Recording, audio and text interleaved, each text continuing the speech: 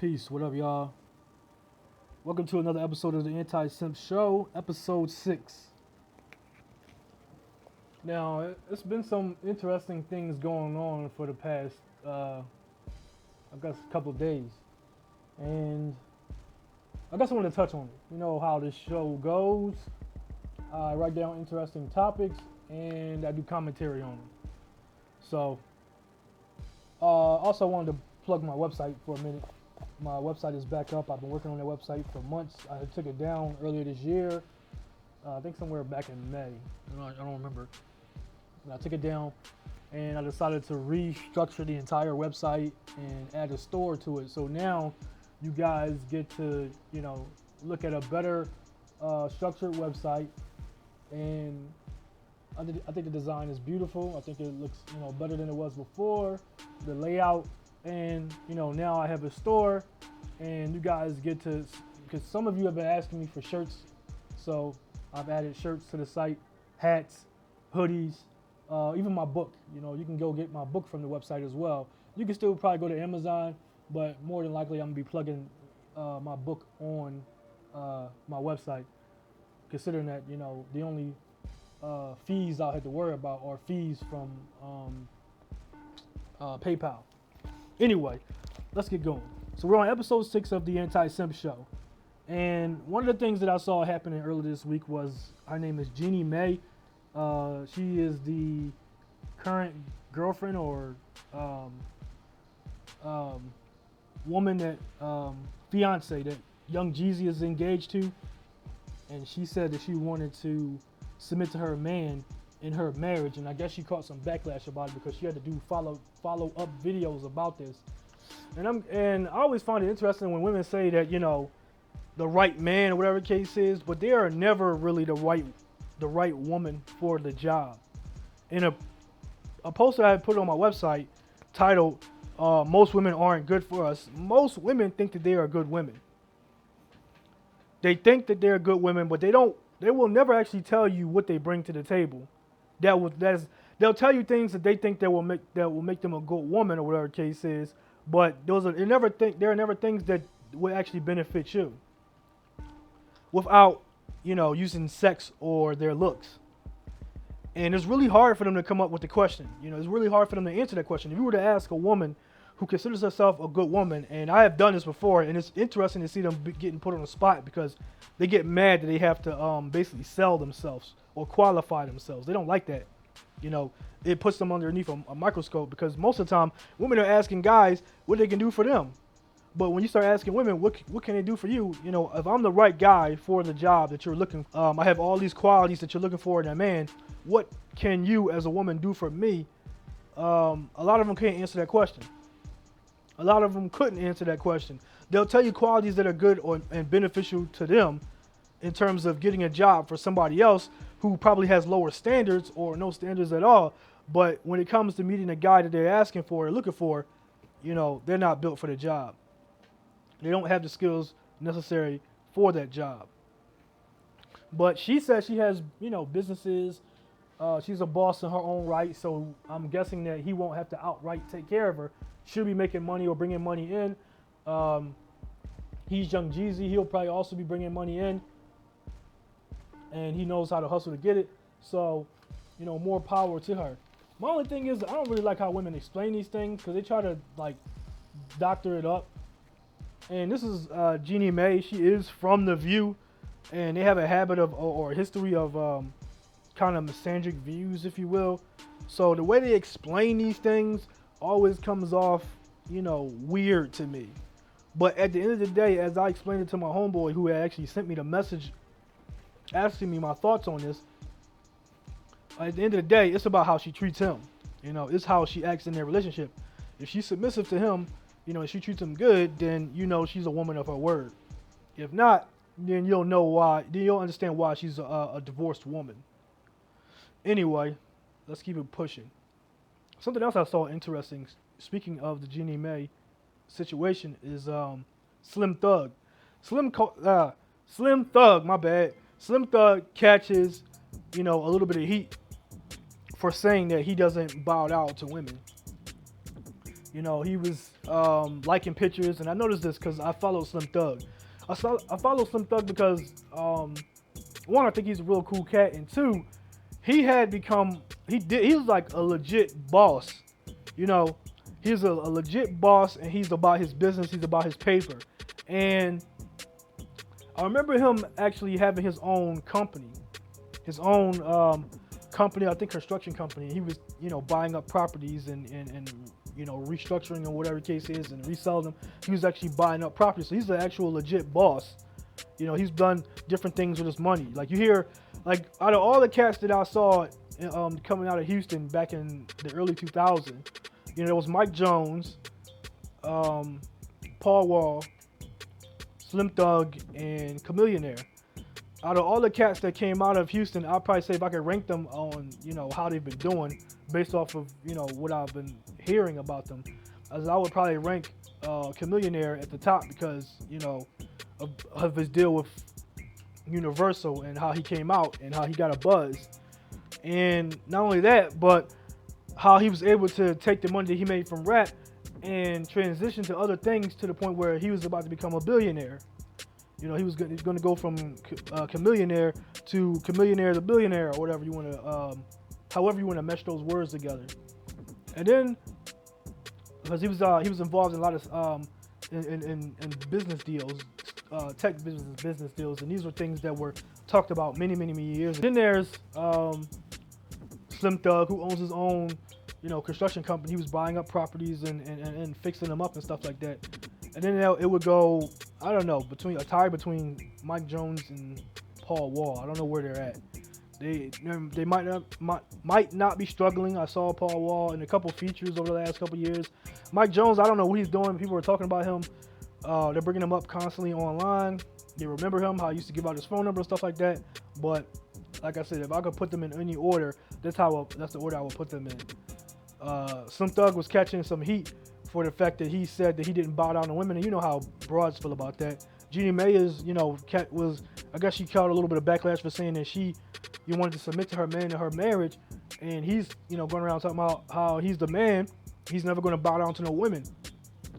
I think the reason why he felt the need to make this video was because on his Instagram, he'd be liking a lot of, you know, females posts, and, you know, he'd be in the comment section leaving little emojis and stuff like that, and, you know, people would call him thirsty, and he felt like he was, you know, he's doing what he wants, and he felt like he was I feel like he got a point there, you know, because he says that a lot of dudes are going soft and they let women rule the world. So, like I said, he has a point there, you know, to an extent. I don't go around liking women's photos. You probably would never actually catch, like, unless it's cosplay. I like cosplay.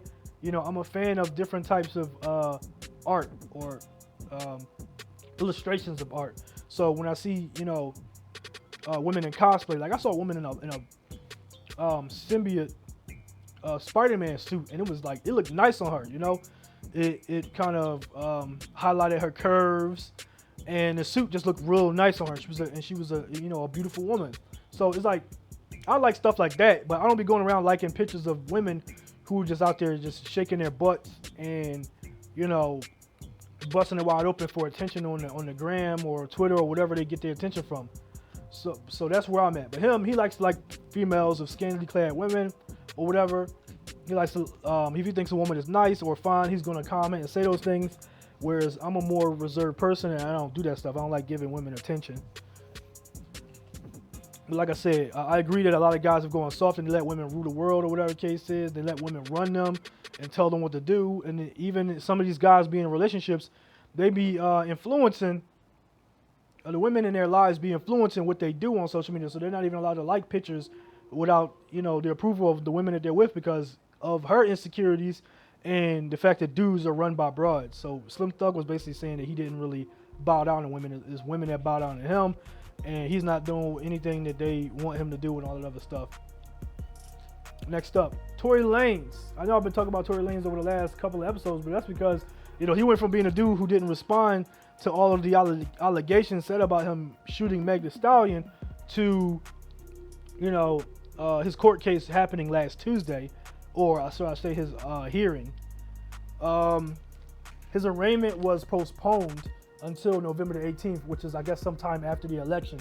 the rapper entered his first court hearing on felony charges, and the rapper, you know, he was hit with these felony charges for the shooting of Meg Thee Stallion, and he's facing about 23 years if he's convicted. So, you know, he argued that, you know, a conviction and a charge are two different things, and when people saw him getting charged, they were happy because, you know, they assumed it was the way they were behaving. It was like it was a conviction, and it's not. And I've said many times in the past, I want to see this play out because there are just so many holes in this girl's story. And I'm not buying she wanted to protect a black man story. I'm not buying any of that stuff, you know? I'm just not buying it. And then there are too many people who at the scene who probably saw what happened that, you know, aren't jumping out for her. You see people who weren't even there coming to her defense, but the people that were actually there have actually remained silent. The bodyguard, the friend, and Tory pretty much let people know what happened without actually saying too much or whatever. He dropped his album Daystar, and I gave y'all my review about that album, and I might link that video below. At the end of the video, you can check out my review of that song. I mean, not the song, the album. It's one of the few times I actually listened to an entire album, and with the exception of all the songs that he did pandering or talking about getting her back, I really like the songs, especially the diss songs. You know, I was really liking those. And as he stated, you know, being charged and being convicted are two different things. I don't know what would have happened, but I am gonna let y'all know how going forward, what I'm gonna say about it, so people aren't caught off guard or whatever. Like, you know, like I'm changing tunes. I don't think he did what they're saying he's doing. He said he's innocent. So, you know, considering I was somebody in my past who was blamed for something I didn't do, and, you know, I was actually nobody actually heard my side of the story, and I was basically, you know, in situations where I was convicted without, you know, proof. Understand where it's coming from, and if he says he didn't do it, I believe the victim. He's a victim in the situation, and I don't believe her. Maybe I believe she got shot. I just don't believe he was the one that did it. Or, you know, technically she got shot because they said she got fragments on her feet or whatever. So shrapnel. So it's like technically she was shot. But I believe she probably got shot, and that's her side of the story. But I don't believe that he did it, and that's his side of the story.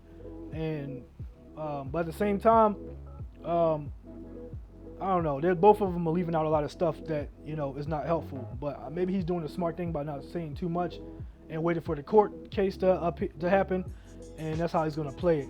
One of my mentors said that, you know, the important thing to understand, that the main thing that people gotta figure out is she gonna show up to court to talk about it? You know, is she gonna show up and testify against him?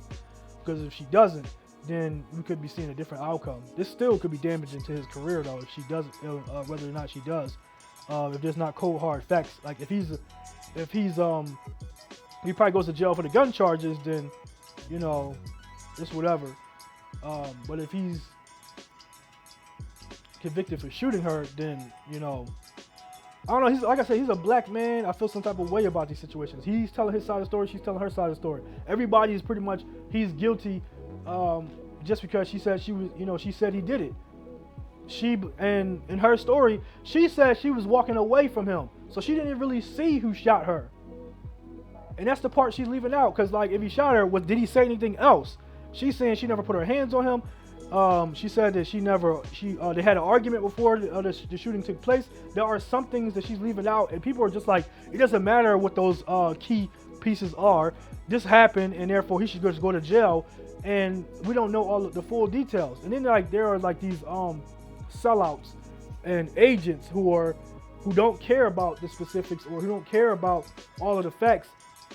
They just want to see a black man go to jail, because a lot of people just hate black men, especially straight black men. Hell, there are black men that hate black men, and that is not our problem. That is not my problem. But it is what it is. Moving forward. So, somebody actually sent me this message on Facebook about Meg Thee Stallion saying that black women are unprotected in an interview. And I've been saying this since the beginning of this year, that we the black delegation, not the black delegation, the Black Man's Declaration of Independence has declared that we are done with them. So if they're feeling unprotected, this is pretty much, you know, us being done with y'all. This is no bigger action being shown to you that then we're done with you. We're done entertaining you. We're done with this. It's obvious that we do not get along. I don't know why there are many other people saying that, you know, this gender divide is not real, but it is real. You might not see it offline. I might go out for a walk after my meals and walk past about 5 different broads, and none of them will actually look at me in my face and tell me that I'm trash in my face, or say any of the things that you see on social media to my face. They'll keep their eyes to the ground or avoid making eye contact. That's what they'll do. You're not gonna really see this type of stuff in person, in the streets, because it's like they know better. They know better than to just walk up to us and start saying this type of stuff to us. And you're not even really gonna hear this in a video, like you're not gonna see this in a video online. You're gonna like somebody recording this and saying these things to a black man. So people are assuming that this gender divide is not real, but what I've learned is that women have not just women, but women have been good at hiding their fronts. They're good at hiding their fronts. You know, for a lot of us who might observe women, you know, we might see 2 women getting along publicly, but behind the scenes, or there's like a certain type of body language that we might not know about, where they interact with each other, and it's a deeper thing. Like it's a beef between them. Like you might show up with your girl, and you know your homeboy might show up with a girl. Them 2 broads will be beefing, and if you're 2 naive dudes, you're not gonna really know if they're beefing unless they actually come to physical blows about it. And then even if they make up, you know, act like they make up by, you know, kissing and hugging and stuff like that, you know, if you're 2 naive dudes, you're not gonna be able to really tell that they are again, they're beefing. You're gonna think that they made up. You're gonna think that it's really sincere. And it's because of this. It's because a lot of dudes are naive that, you know, you're not gonna really see this in person. You're not gonna really, like, you're gonna see this online, think it's just something that's online. It's just something that you hear online. But it doesn't mean that you don't walk past a broad every day on the streets that feel this way, but she's just not gonna say it to you. Most of these motherfuckers are not, you know, froggy. They're not gonna jump. They're not gonna do anything about the way they feel except tell you on social media where a vast majority of weirdos congregate. They have this Mean Girls complex, which if you saw the movie Mean Girls, you probably would see where I'm coming from. In the movie Mean Girls, a lot of the women in the movie were mean to each other for no reason. Some of them even segregated themselves from each other. You know, you had the cool girls, you had the plastics, you had the Asian hotties, and then the arts and craft people. I don't remember the whole thing. I just remember how the movie played out. Which in real, like, on social media, it's like an ongoing, never-ending Mean Girls saga, because a lot of people on social media have a Mean Girls complex. They say mean things to you, or do mean, they say and do mean things to you, and they will likely never do that to your face.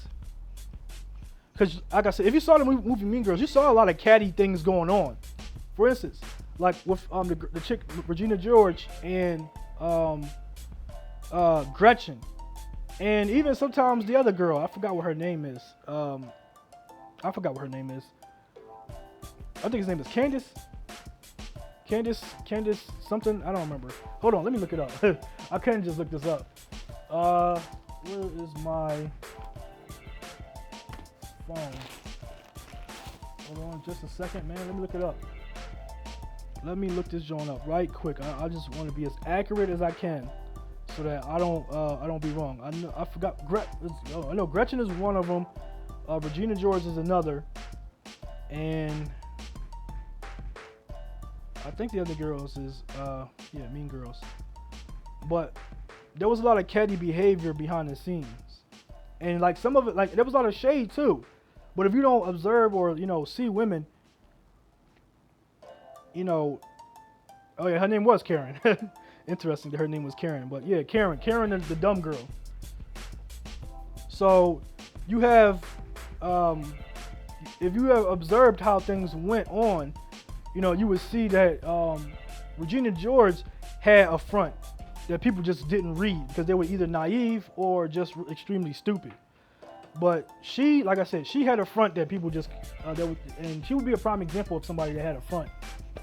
She would kiss somebody on the cheek and, you know, act all nice and friendly with them, but she had she was shady. Like in the beginning of the movie where she tells Katie, you know, that she thinks she's pretty, or she thinks she's really pretty, and Katie says thank you, and then then the shade comes when she's like, so you agree, you think you're really pretty, like it's like she was trying to be insulting to her. She was like being condescending or something. It'd be shit like that go on that if you're naive, you're not gonna read.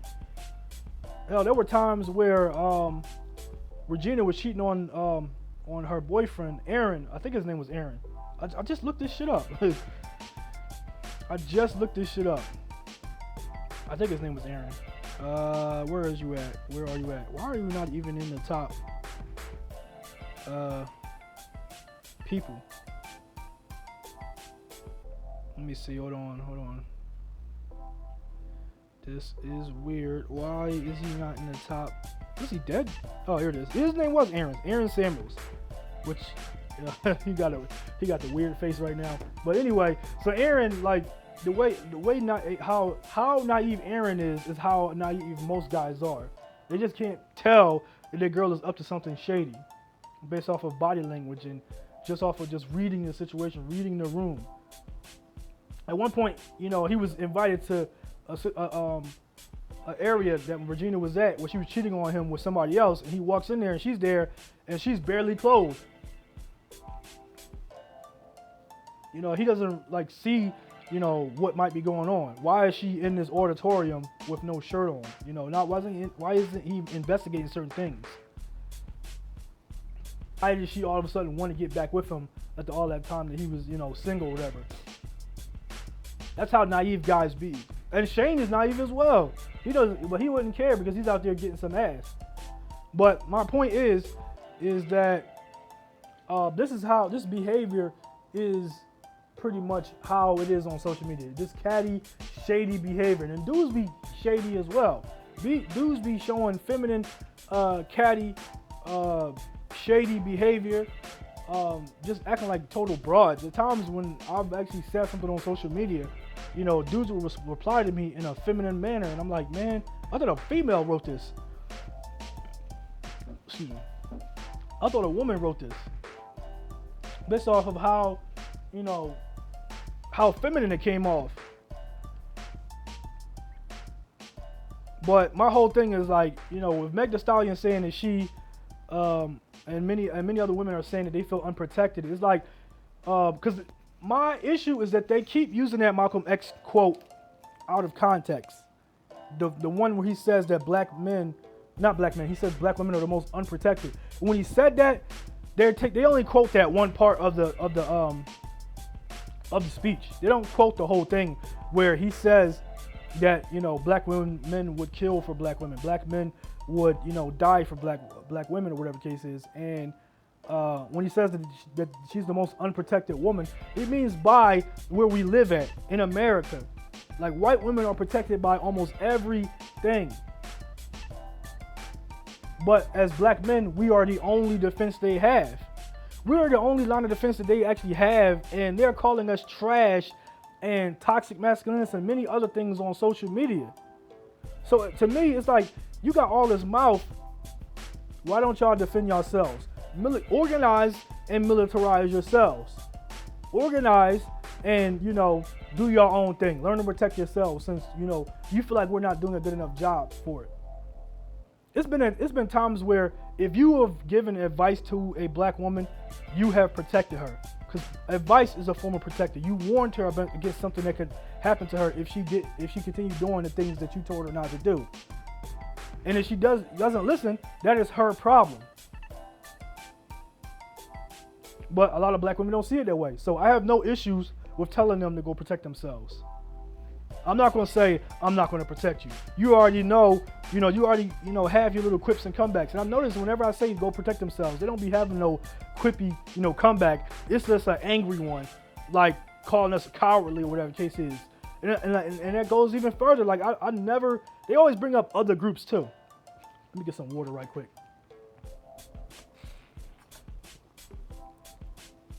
They always bring up other groups. They always bring up other groups that protect their women, but say that we don't. But what they don't realize is that, nothing. They don't realize that them other groups actually kill their women for various other reasons. Like I follow a page on Instagram that posts videos of dudes assaulting and killing women. That's not what they primarily post. They talk about the game, but they be showing things that happen within the life of the game. And these are other groups. And let's not skip past all these TV shows where white men kill other women. Let's not skip past these TV shows where white men kill white women. They be saying these things that we don't protect them to fit a narrative, and then they be having other groups of people trying to join in, trying to pander, and I'm just like, protect yourselves. Y'all got all this mouth. Y'all talking like y'all can do a better job than us. Go protect yourselves. You're not even acknowledging the black men that actually do protect y'all. Like you can actually physically see them protecting y'all. You just say you feel unprotected. So it's like, all right, well, go do your own thing. You don't need my permission, but since you are, freely just doing things that you want to do, it's like, go do your own thing. Go do your own thing. Stop talking about us. Don't bring us up in discussions. Go do your own thing. I don't have anything else I would want to say about their situation other than go do your own thing. You don't feel protected? Go do your own thing. You got some other things to say, insulting things? Like, go do your own thing. Because right now, it doesn't even really matter what you say or do. We don't get along. We are never going to get along. We have this severed relationship. We don't get along. We may never get along. And at some point, I think, I ain't going to speak for all black men, but there are some black men who don't even care if they breed out their own group based off of how they're treated or how they're talked to or talked about. They don't care. If they feel like this is an unorganized race, they can't come together and get on the same page, what is the point of preserving it? They are not going to care. Anyway, that's my take on that whole Megan Thee Stallion situation. Any other black woman that says the same thing, you feel unprotected, go protect yourself. Go, sign up and learn how to fight and shoot, and then protect yourself. Organize, militarize. And then y'all can start going out there and being your own bullet bags. That's another thing that they call us. They call us bullet bags. They tell us things like, you're not dying fast enough. And it's like, all right, man. Y'all are highly disrespectful towards black men, but you want us to protect you. I'm cool on that. Go protect yourselves. Go do your own thing. Moving forward. Speaking of disrespect, this goes into my next topic. Ice Cube. Ice Cube he has catched some backlash on social media earlier this week. He had came up with this bill, not like a letter or a bill or he called it the contract with Black America. That's what it's called, a contract, so that black people can get reparations. And he was instructing us not to vote unless we get something for our vote. Otherwise, we're going to be dealing with the same trash that we've been dealing with for 8 more years. 4 to 8 more years, because if Trump gets reelected, for 4 more years. If Biden gets elected, then he might go for 2 terms.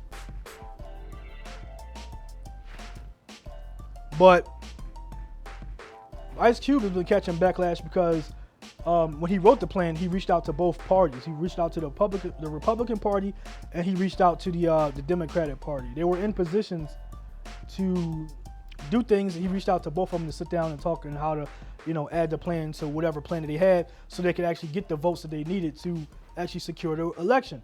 And then the only party that actually reached out to Ice Cube was Trump's campaign, Trump's party. And instead of getting mad that, the Democratic Party didn't reach out to Ice Cube or that they didn't want to talk to him until after the election, they just got mad that Trump reached out to him and he's talking about he working with Trump or whatever the case is.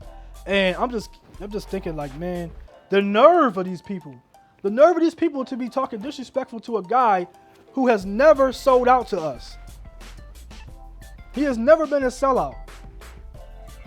The nerve of these people to talk to a man who's been pro-black since day one. He married a black wife. He spoke out.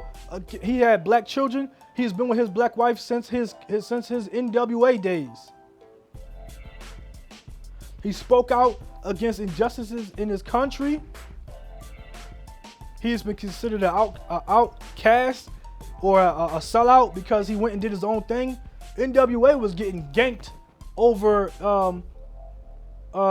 They had a white dude that was in their face, all up in their money. I think they called him Jerry Heller. He was supposed to be a manager or something, and he wasn't managing them correctly and giving them the right money that they were supposed to get. So he went off and did his own thing. I think he got his own record label. He has his own production. He has his own basketball league. He's been doing his own thing. He's been like the example of, like, people talk about Master P, but Ice Cube, he did it before Master P. Ice Cube has been his own man, and he's never been a sellout. He's never sold us out to anybody, and it just disgusts me that these people talk to him with this mean girl complex to somebody of his status, of his stature. I honestly feel like I don't have enough hands to give out. It is just disgusting that these people were talking to him the way they were talking to him. And some of these weren't even just random, like, Twitter accounts. Some of these were blue check marks.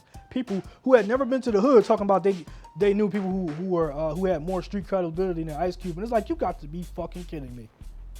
You ain't never been to the hood. You don't know what's going on in the hood. Only thing these people care about is just getting Trump out of the White House. That's it. They don't care about how we are affected as a group.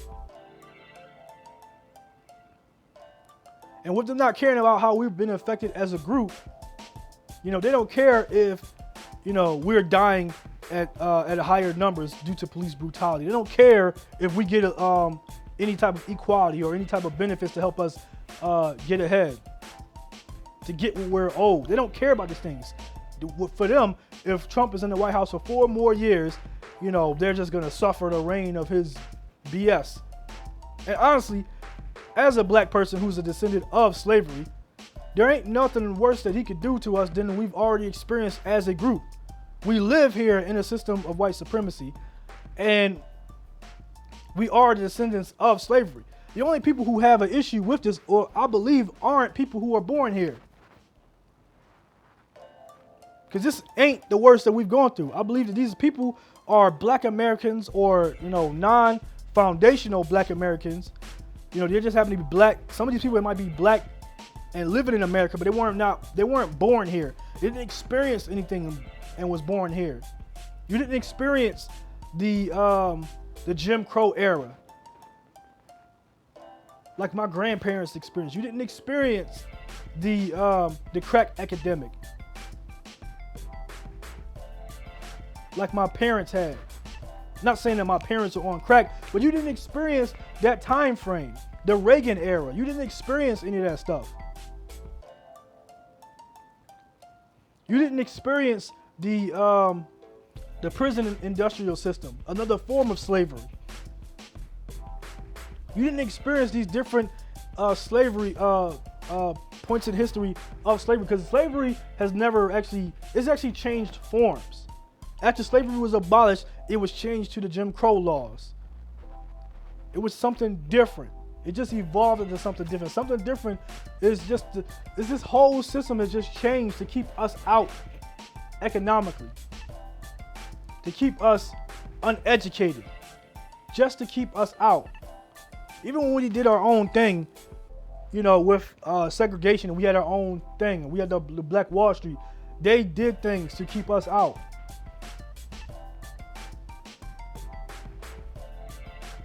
But people are fighting against us. You're fighting against a man who's trying to get you justice and trying to help you get to an economic come up. Education. It's not our problem to actually negotiate. It's not our problem to help them come up with ideas. They should be coming up with these things on their own. They're going to owe us somewhere around 100 trillion, maybe even more than that. That's what the taxes on it. That's what the interest is that they owe us, $100 trillion or more. And it's not our problem to figure out how they're going to come up with the money to do that. What is on the table and making sure it's on the table. Otherwise, we shouldn't be voting for anybody who's not going to do anything to help us. And that $500 billion, it doesn't matter whose plan it was, whether it's Trump's silver plan or whatever plan that Biden has, $400 billion or $100 billion is not even close to what they owe us. Not even close. But people are trying to talk trash to a man who's trying to make that stuff happen, who's using his voice to make those things happen. That's atrocious. That's disgusting. Anyway, I'm gonna move forward because that's probably raising my blood pressure. I don't have high blood pressure. I don't take medication for high blood pressure, but I don't want to end up having it, talking about the subject anymore. Jesse Williams. I remember a couple years ago, Jesse Williams talked about how great black girls how black girls are magical and people need to appreciate them. And what's interesting is he's going through a divorce with his ex-wife, and Jesse Williams is ordered to pay $40K a month in child support in his divorce settlement. And at one point, I thought he should just talk to what's his name? He should talk to what's his name's lawyer. What's the boy's name? Future's lawyer. Whoever his lawyer is, he should talk to him. Cause that's a cat who probably has all the answers. Cause he ended up only having to pay $40 grand a year. But this man, Jesse Williams, has to pay $40K a month. Like nobody needs that much money, man. That is bananas. Let me see what the math is on that one. Let me see what the math is on that. And the math on that is about $4.8 million, almost $5 million a year. And I'm like, I wonder how old his kids are. Let me look up how old his kids are. Cause that is bananas. Jesse Williams. I think she was there when he made that speech and he got that an award. He's 39. He was only married for about 5 years. He has 2 kids. And damn, $40K monthly. $40K monthly. Jeez. You could Google that one. Allegedly, he's paying that much.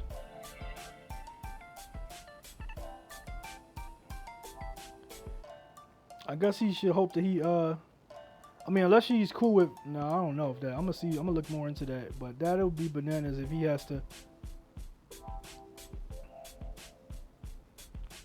I'm gonna look it up. He gets the house. He gets a big chunk of. Let me see. Wait. Jesse Williams' nasty divorce finalized. She gets the house. He gets a big chunk of Gray's money. Okay, that might not be a bad thing. As a 3-year bitter divorce drama has officially come to an end, on paper at least. The judge has just signed off to finalize the Grey's Anatomy star divorce settlement with Arn Drake Lee, and it means they are both officially single as of August 7th, 2020. According to the legal docs obtained by TMZ, they will share joint legal and physical custody of their 2-year-old children, or their two young children, son Makio, and daughter Sadie. However, they have to meet and confer with each other about posting images of the kids on social media. As for major financial business, Iron gets to keep the former family house in LA along with places in Brooklyn, Oakland. She's also keeping a leased 2017 Audi and a 2018 Q5 SUV. I'm gonna look that up. I want to know what that looks like. I like SUVs. While Jesse gets to keep his 2018 Porsche Cayenne SUV, and yeah, I'm about to say they really do love SUVs. It's like about 3 of them. Wait, hold up. I didn't read that right. It does say a Audi Q7 SUV and a Q5. And he has a Porsche Cayenne SUV. That is a lot. There's 3 of them. The good news for Jesse, he's also keeping the nearly it's 360. I'm probably reading that wrong. $900,360,810 he made in profits from Grey's Anatomy since their 2017 separation. Other accounts of royalties accumulated during their marriage will be split up, and of course, Jesse's still on the hook for child support. Jeez. According to the docs, he owes $50K per month for the 2 kids up until October 2019. Wait, hold up. This is old news? Does that say 2019? I wonder if they meant to say 2018. I mean 2020, my bad. And then $40K per month after that. So yeah, I was right. $40K after that. He has to fork over 2 more spousal support payments of $50K for August 2019 and September 2019 to Arn, and then no more. According to the docs, Jesse and Arn actually reached a settlement in 2019, but it's officially a done deal. The news filed to end his marriage. He divorced her, and she's getting like almost $1 million a year in child support.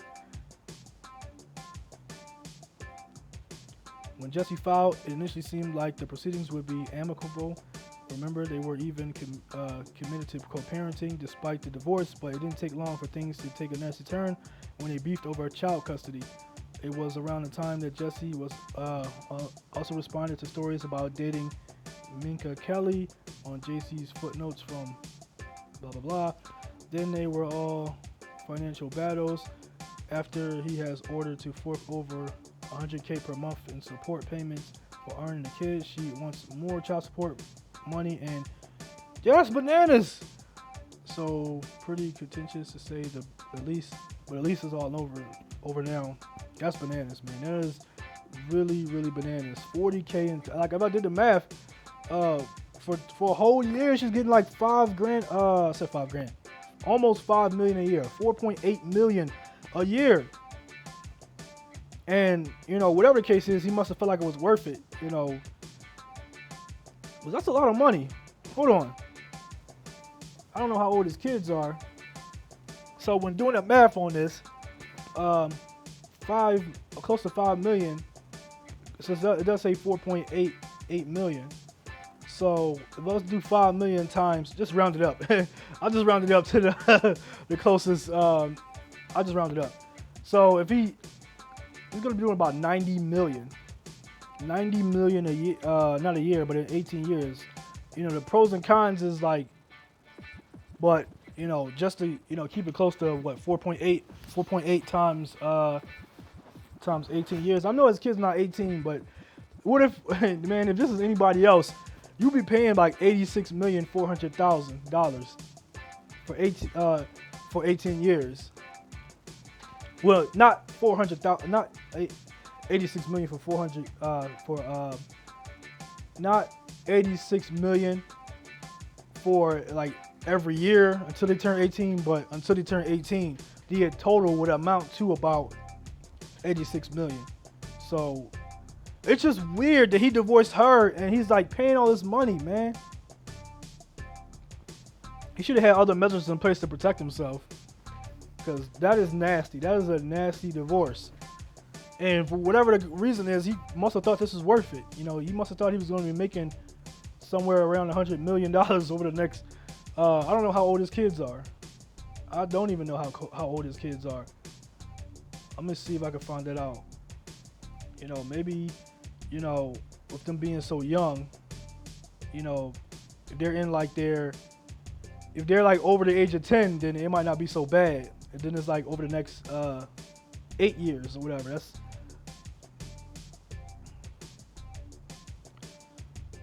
Let me see. It does say 2 young children.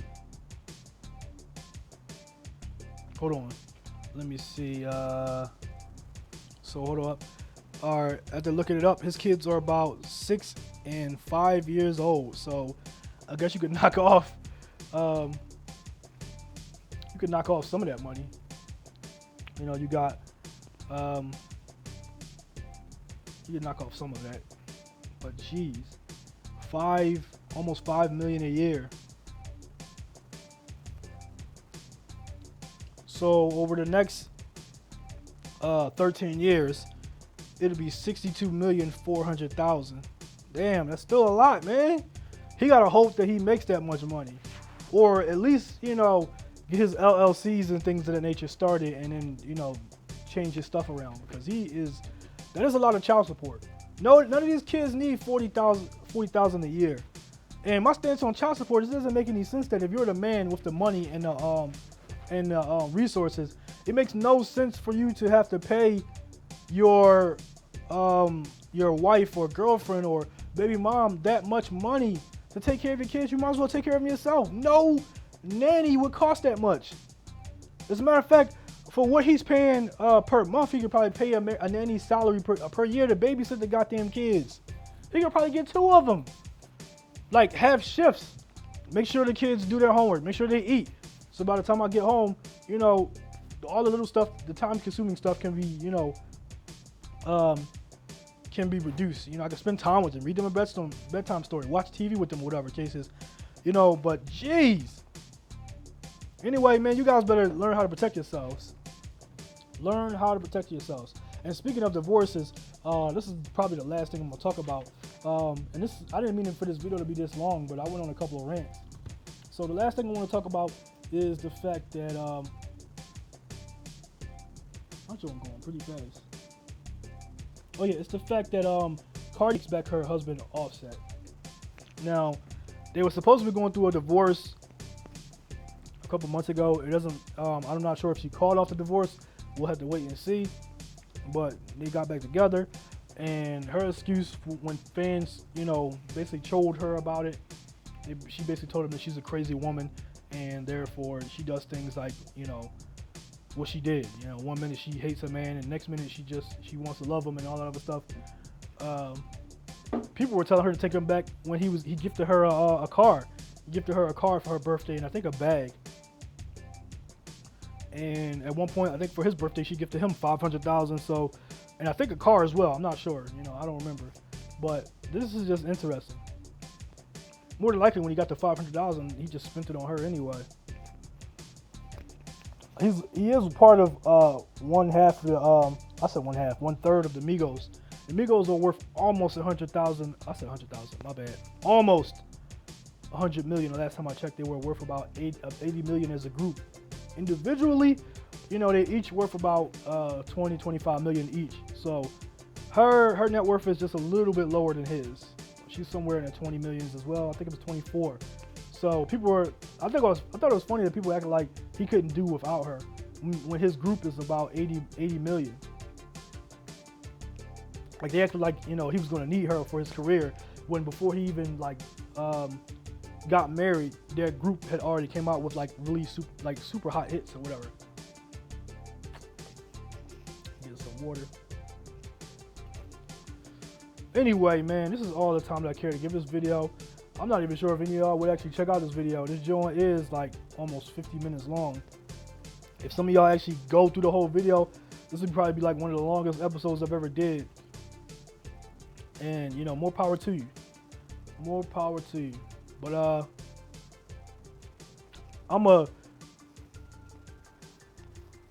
hold on. I'm gonna get off this joint and I'm gonna catch you guys in the next video. If you'd like, you can check out some of the other videos I got going down in the not the description, but you know, at the end of the screen. If you even made it to the end of the screen. And I'll catch you guys later. Peace.